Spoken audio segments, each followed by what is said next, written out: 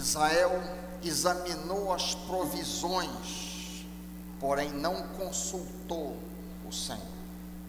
Israel não tomou conselho, Israel não orou ao Senhor.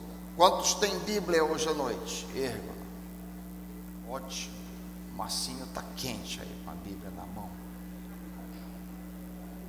Ok. Hoje nós vamos considerar, contrário a tudo que a gente tem visto até aqui, eu acho que até o final da Bíblia, nos próximos anos, a não oração. A não oração, que é o que acontece aqui. Vocês lembram que o propósito da série que temos trabalhado é vasculhar a Bíblia. Começamos em Gênesis 1:1, e onde quer que encontremos uma oração, paramos, examinamos aquela oração, às vezes 2 sermões, para destrinchar, para examinar, para analisar, e seguimos adiante, varrendo a Bíblia. Assim fizemos com Gênesis, fizemos com Êxodo. Em Levítico não tem nenhuma oração, então passamos por cima pela não existência. Fizemos em Números 3 ou 4 orações em Números. Vasculhamos Deuteronômio e estamos em Josué. Já pregamos esse, salvo equívoco, deve ser o 4º ou 5º sermão em Josué. A nossa reflexão, a nossa breve reflexão é em cima, pasme, da não oração. Josué 9:14. Josué 9:14. Diz lá: então os israelitas tomaram da provisão, olharam as provisões, algumas traduções, e não pediram conselho ao Senhor. O que nos interessa é a parte B do verso. Não consultaram, não oraram ao Senhor. Não se importaram em perguntar para o Senhor. Qual é o contexto? No meio de um contexto um tanto largo, fica estranho esta não oração que nós acabamos de ler. Qual é o contexto maior disso aí? Em Josué capítulo 8, vocês lembram que Josué venceu Jericó, derrotou Jericó? Lá em Jericó, um dos guerreiros, Acã, toma possessão de um objeto que não deveria tomar. Isso causa uma derrota para a minúscula cidade de Ai. Vocês lembram disso aí? A gente trabalhou. Depois que Josué limpa o arraial, resolvendo o problema com Acã, ele então vai e derrota Ai, a cidade de Ai. Quando isso acontece, então é formada uma liga de nações. Várias nações se unem e formam um grande exército para atacar Israel. Quando essas nações, esses muitos países se unem para fazer isso aí, um deles, os heveus, inicialmente é parte da liga, da confederação, mas se arrepende e sai à parte e vai tentar fazer um acordo com Israel. O que é que eles fazem? Basicamente, sabendo os heveus ou os gibeonitas, por que é dito assim? Porque Gibeão era a maior cidade dos heveus, por isso que é chamado de gibeonitas. Eles pegam, vestem roupas velhas, colocam pão velho, pegam odres, que era onde o depósito, onde o vinho era depositado, calçam sandálias velhas, e então vão até Gilgal, onde Israel está acampado, e dizem: nós ouvimos falar da fama do Deus de Israel, e nós viemos aqui para fazer um tratado, para fazer um acordo de paz. E povo israelita diz: mas nós não conhecemos, quem são vocês?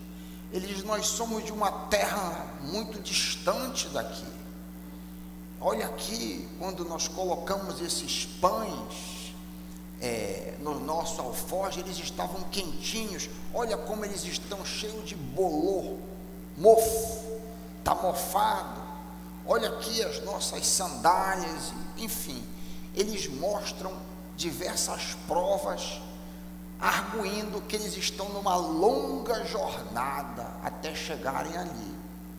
E aí então, no versículo 14, que isso é o capítulo 9, eu estou tentando narrar o capítulo 9, diz que os israelitas examinaram as alegações que eles fizeram, mas não consultaram o Senhor, e fizeram um acordo de paz com os gibeonitas.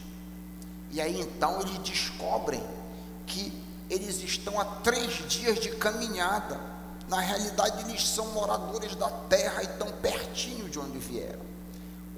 Quando Josué e o povo descobrem, então muito da multidão que não havia participado do acordo que Josué e os líderes fez, se revoltaram. Por que vocês fizeram isso? Aí Josué disse: não, mas nós demos a nossa palavra. Lembra? 2 milhões de pessoas, é mais do que Belém e Ananindeua junto, é muita gente. Então aquilo foi feito com uma liderança, e quando o povão descobre aquilo ali, se revolta. Mas Josué disse: não, eles serão servos do Senhor, rachando lenha e tirando água para nós. Trabalharão, mas nós não podemos fazer nada. Então mantiveram a palavra. Isso é o contexto maior do capítulo 9. O que eu queria que nós considerássemos é que, de cara, em primeiro lugar, quando eles resolveram não orar, não consultar o Senhor, eles transgrediram um comando explícito de Deus. Orar ou buscar o Senhor era uma ordem. Onde é que está isso? Todo mundo de Bíblia na mão agora. Aqui a gente trabalha a palavra do Senhor, a Bíblia. Dá uma olhada em Números 27, 18 em diante. Números 27, 18 em diante. Quando Moisés foi dito por Deus que ele não lideraria mais Israel, ele iria morrer. E aí então Moisés pede que um líder fosse dado. E na ordenação de Josué, o novo líder, nós lemos as seguintes palavras. Números 27, 18 em diante. Então o Senhor disse a Moisés: chame Josué, filho de Num, homem em que está o Espírito, e impõe as mãos sobre ele. Faça-o apresentar-se ao sacerdote Eleazar e a toda a comunidade, e o comissione na presença deles. Dê-lhe parte de sua autoridade, para que toda a comunidade de Israel lhe obedeça. Olha aí o 21. Ele, Josué, deverá apresentar-se ao sacerdote Eleazar, que lhe dará diretrizes ao consultar o Urim perante o Senhor. Olha o comando aí. Ele não era para tomar nenhuma decisão sem consultar o Senhor. Está aí. Números 27 e 21. Ele, Josué, deverá se apresentar diante de Eleazar. Este lhe dará diretrizes ao consultar o Urim perante o Senhor. Josué e toda a comunidade dos israelitas seguirão suas instruções quando saírem para a batalha. Então, a decisão de uma guerra, uma decisão muito grande, muito grave, com implicações variadas, ele deveria consultar o Urim. O Urim e o Tumim era alguma coisa que, 2 pedrinhas, uma preta e uma branca, o equivalente a cara ou coroa de hoje, o equivalente a lançar sortes de hoje. A título de exemplo, Êxodo 28, 30. Êxodo 28, 30. Naquela época, Deus era consultado através de cara ou coroa, por assim dizer. Urim e Tumim, como lemos em Êxodo 28, 30, também o texto: porás no peitoral do juízo o Urim e o Tumim, para que estejam sobre o coração de Arão, quando entrar perante o Senhor. Assim Arão levará o juízo dos filhos de Israel sobre seu coração, diante do Senhor, continuamente. Então, isso era feito assim naquela época.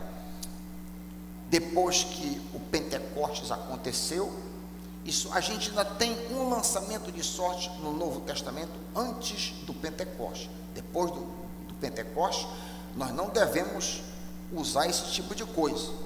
Depois que o Espírito Santo veio, depois do Pentecostes, não há nenhum momento em que lançamento de sorte, coisa desse tipo aí, é dado instrução para nós. Nós devemos buscar em oração, com o conselho de pessoas mais maduras, com a palavra de Deus, tá bom? Mas naquela época era assim. Então, o primeiro erro que Josué e a liderança cometeu foi de não orar ao Senhor, não buscar o Senhor. Esse primeiro erro provocou um segundo, que foi fazer uma aliança com um povo que não era para fazer aliança. É interessante como um erro puxa o outro, como um pecado puxa o outro. Quando a gente tropeça, daqui a pouco tropeça a segunda, e se não demorar o terceiro, e vai ladeira abaixo. A transgressão de não orar produziu uma outra: fazer aliança com cananeus. Deus havia dado uma ordem a Moisés para não fazer trégua, não fazer paz com os habitantes daquela terra. Aquela terra, os habitantes daquela terra estavam condenados por causa da sua idolatria, por causa das suas práticas indecentes, homossexualidade, sacrifício de crianças, bestialidade, zoofilia e coisas do gênero. Aquele povo era para ser destruído, segundo a ordem dada pelo Senhor a Moisés. Por exemplo, Deuteronômio 7, 1 e 2. Deuteronômio 7, 1 e 2. Olha o que a palavra do Senhor diz através de Moisés. Deuteronômio 7, 1. Quando o Senhor, o teu Deus, te fizer entrar na terra para a qual vocês estão indo, para dela tomar posse, ele expulsará diante de vocês muitas nações: os heteus, os girgazeus, os amorreus, os cananeus, os ferezeus, os heveus. Está aqui eles, os heveus, olha eles aqui, que foram fazer um tratado. Os heveus, os jebuseus, são 7 nações maiores e mais fortes do que vocês. E quando o Senhor teu Deus a tiver entregue a vocês, e vocês a tiverem derrotados, vocês os destruirão totalmente. Não façam com elas tratado algum, não tenham piedade delas. Está aqui o comando: não tenham piedade delas. O mesmo comando é encontrado, por exemplo, em Êxodo 23, 32. Êxodo 23, 32, bem claro: não façam aliança com eles nem com seus deuses, não deixe que esses povos morem na terra de vocês, senão eles os levarão a pecar contra mim, porque prestar culto aos deuses deles será uma armadilha para vocês. Então era muito claro, não era para fazer acordo com o povo cananeu, e os heveus são cananeus.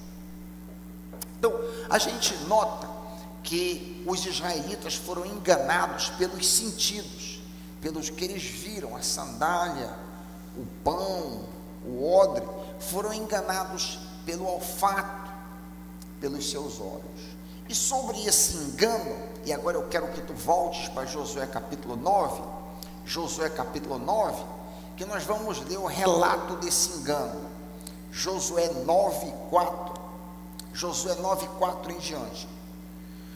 Os gibeonitas, os heveus, decidiram agir com astúcia para enganá-los. Enviaram um grupo de homens trazendo jumentos carregados de sacos velhos e vasilhas velhas de couro, rachadas e remendadas. Eles calçavam sapatos velhos e remendados, e trajando roupas velhas, e todo o pão que traziam para o caminho era seco e bolorento.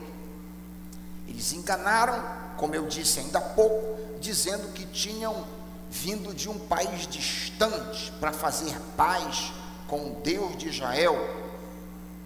Os israelitas, quando contemplaram a comida estragada, a roupa velha, o calçado desgastado, foram então, como disse, enganados pelos seus sentidos. Porém, não teriam sido enganados se tivessem consultado o Senhor.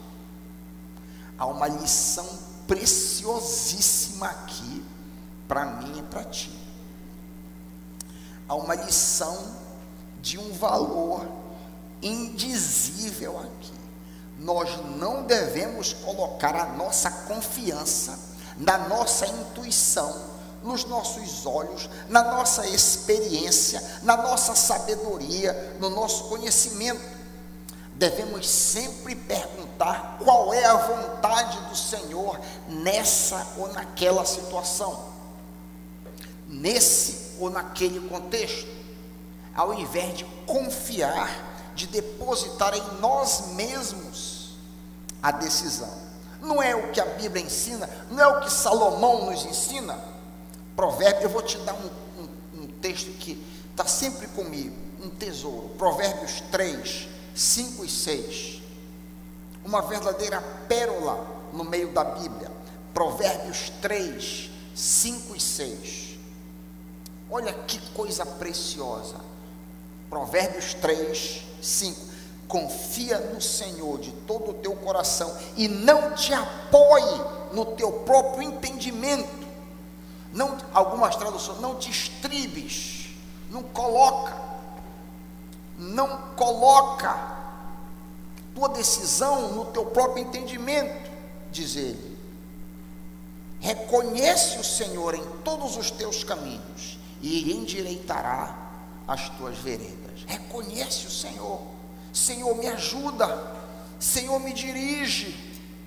Preciso de Ti, ao invés de simplesmente usar a razão. Eu tenho uma oração que faço todas as vezes que eu pego na maçaneta da porta de casa para sair. Minha esposa é testemunha que não me deixa mentir. Todas as vezes que eu pego na maçaneta, eu tenho uma oração que eu faço, que ela tem 3 componentes. Senhor, me leva no lugar certo, para encontrar a pessoa certa, no momento certo. Essa oração já foi respondida N vezes. N vezes. Vou dar um exemplo trivial. Sai de casa, engarrafamento terrível lá, Almirante Barroso, e um tanto pressionado com o tempo, o trânsito na Almirante Barroso parou. Eu fiquei dentro do carro, algum acidente, alguma coisa, isso já há bastante tempo atrás. E aí vi uma folga para escapulir pela Curuzu, para pegar ali a 25, atual Rômulo Maiorana, que está sempre, por sinal, um tanto pesada também de manhã, mas flui. Quando eu cheguei pela 25, estranhamente, estava um tanto livre, e essa oração me veio à mente. Tu não pedes para que tu estejas no local certo? Estás no local, e eu escapuli, vazei pela feira da 25, desci, peguei aqui, peguei aqui a Antônio Barreto, vim embora para o meu destino. O Senhor me levou e me escapou para o lugar certo. Viver em comunhão com o Senhor é esse tipo de coisa, e o Senhor responde. Ora, quantas vezes, existem alguns pontos aqui em Belém de difícil estacionamento. Existem alguns locais em Belém aqui que eu vou sempre, é difícil estacionar. Eu digo, Senhor, me dá uma vaga, Senhor. Pá, a vaga. Glória. Ou então o cara vai saindo. Glória a Deus. Várias vezes me leva para o lugar certo. A segunda, para encontrar a pessoa certa. Várias vezes também. Às vezes dentro do banco. Dentro do banco. A pessoa que eu estava querendo falar está aqui na fila. Oh, glória. Oh glória, a pessoa passa do meu lado, mas poxa, tu estás aqui, diga a pessoa, e o momento certo, Então, Senhor, me leva no lugar certo para encontrar a pessoa certa no momento certo. Reconhece-o em todos os teus caminhos, diz a palavra do Senhor, e Ele endireitará, Ele vai aplanar, Ele vai fazer lisa a tua vereda, para que tu andes sem tropeçar em alguma pedra. O caso dos israelitas aqui, que eles não consultaram, é mais grave. É mais grave. Por que é mais grave? Porque eles tinham dúvidas. Os israelitas, além de serem ordenados a consultar o Senhor, eles não fizeram. Quando eles tomaram a decisão, eles tinham dúvida. Onde é que está isso, pastor? Você vai ver aí onde que está isso. Josué 9, olha o que diz o versículo 6 a 8. Olha aí o que diz. Lemos em Josué 9, 6 a 8, que os gibeonitas foram a Josué ao acampamento de Gilgal e disseram a ele e aos homens de Israel: viemos de uma terra distante, queremos que façam um acordo conosco. Os israelitas disseram aos heveus: talvez vocês vivam perto de nós. Olha a dúvida. Vocês vieram de longe? Não temos certeza. Talvez vocês vivam perto de nós. Como poderemos fazer um acordo com vocês? Não é possível fazer acordo com vocês. Eles disseram: somos teus servos, disseram a Josué. Josué, porém, perguntou, olha a dúvida de novo: quem são vocês? Está aí no 8. De onde vocês vêm? Dúvidas no coração do grande líder. Isso também é bom, que mostra que Josué não era infalível. Josué era capaz de cometer erro, de pecar, como eu e você. E está aqui uma ilustração viva de uma falha clara de Josué. Mesmo no meio da dúvida, assim mesmo ele foi avante, não consultou o Senhor e fechou um acordo com aqueles estranhos. É uma temeridade nós agirmos de forma precipitada em meio à dúvida, principalmente quando há uma grande decisão a ser tomada. Em todo momento nós devemos buscar o Senhor, mas quando a gente tem grandes decisões, em especial, devemos ter muito cuidado quando tomá-las. Eu tenho visto pessoas tomando decisões importantíssimas, em algumas vezes com consequências e desdobramentos terríveis, sem considerar calmamente o desdobramento possível disso. Por exemplo, trocar de emprego. Você troca de emprego apenas porque você vai ganhar mais recursos. Você pode sair de uma situação de relativa paz e ir para o emprego que você ganha mais, mas viver um inferno naquela situação ali, porque o ambiente não presta. Você pode até desejar retornar, mesmo ganhando menos, porque o ambiente novo é o inferno, é terrível, é ímpio. Então, muito cuidado. Mudança de residência, você vai mudar daqui para ali, tome cuidado. Meus tios tive tios que fizeram isso. Isso tem consequências para sempre. Eu tenho vários primos que eu nem conheço, mas quando você se muda de um local para outro, você tem consequências não apenas para si, mas para a sua descendência. Então pese, avalie cuidadosamente o que você vai fazer. Há caminho que parece certo ao homem, mas o final dele conduz à morte. Mesmo no riso, o coração pode sofrer, diz a Bíblia, e a alegria pode terminar em tristeza. Provérbio 14, onde é que está isso, pastor? Onde é que está isso? Provérbio 14, 12 e 13.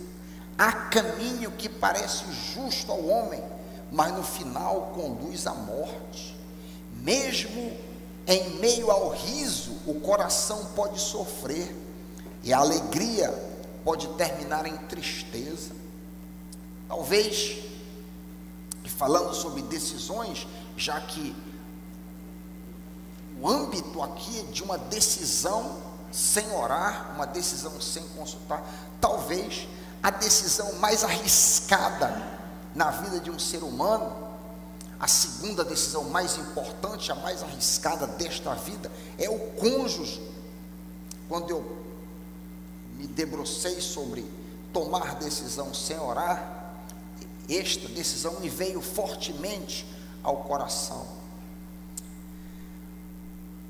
A decisão mais importante da vida de um ser humano, a primeira decisão, é se você vai receber ou se você vai recusar a Cristo. Não existe decisão mais importante do que essa. Se você vai dizer sim a Cristo e vai tê-lo como seu Salvador e Senhor, ou se você vai dizer não, eu não quero Cristo, porque essa decisão implica em desdobramentos eternos. Nem se fala sobre objetivo de vida, porque também quando você recebe a Cristo, todo o norte, todos os seus propósitos, tudo muda, é ou não é? Quando Cristo é o Senhor das nossas vidas. Então essa decisão é a primeira e a mais importante decisão que alguém pode tomar nesta existência. A segunda decisão é a decisão do seu cônjuge. Além do impacto no seu dia a dia, uma separação implica em perdas patrimoniais, emocionais, psicológicas e desfaz laços construídos ao longo da vida. Meu primo, pastor Norton Hiker, dizia que não existe separação sem dor. Ele disse: é uma mentira pensar que um casal que viveu algum tempo junto pode separar sem dor. Não existe isso. Algum nível de dor, alguma maior ou menor, vai ter que haver. Então essa é uma decisão muito importante. Além do mais, o pai dos seus filhos ou a mãe dos seus filhos tem um impacto na sua própria descendência. A moça chega comigo: eu tô gostando desse rapaz. Eu sempre pergunto: você enxerga nesse rapaz um bom pai para os seus filhos? Seria um bom sacerdote do seu lar? Isso é muito sério, isso é de um desdobramento e de uma consequência que pode trazer muito choro ao longo da vida, se for uma decisão não muito bem pensada. Eu fico preocupadíssimo com um jovem namorando não crente, uma direta transgressão ao comando divino em 2 Coríntios 6,14. O mesmo Deus, por exemplo, o mesmo Deus que diz assim: não furtarás, e todo mundo leva a sério, esse mesmo Deus diz: não vos ponhais em julgo desigual. É o mesmo Deus. Qual é a diferença? O mesmo Deus que diz não matarás é o mesmo Deus que diz não vos ponhais em julgo desigual. Por que eu levo a sério não matar e eu não levo a sério me pôr em julgo desigual? Qual é a diferença? Nenhuma.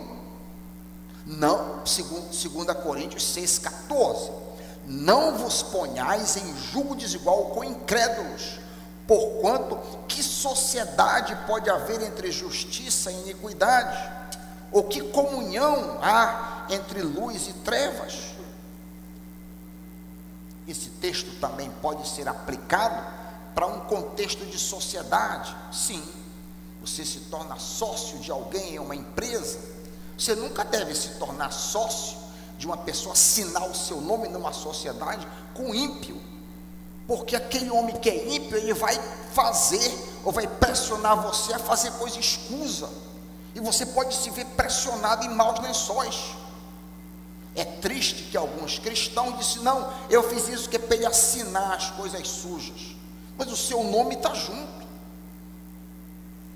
Mas é claro que a aliança mais próxima, o jugo mais próximo, é encontrado no casamento.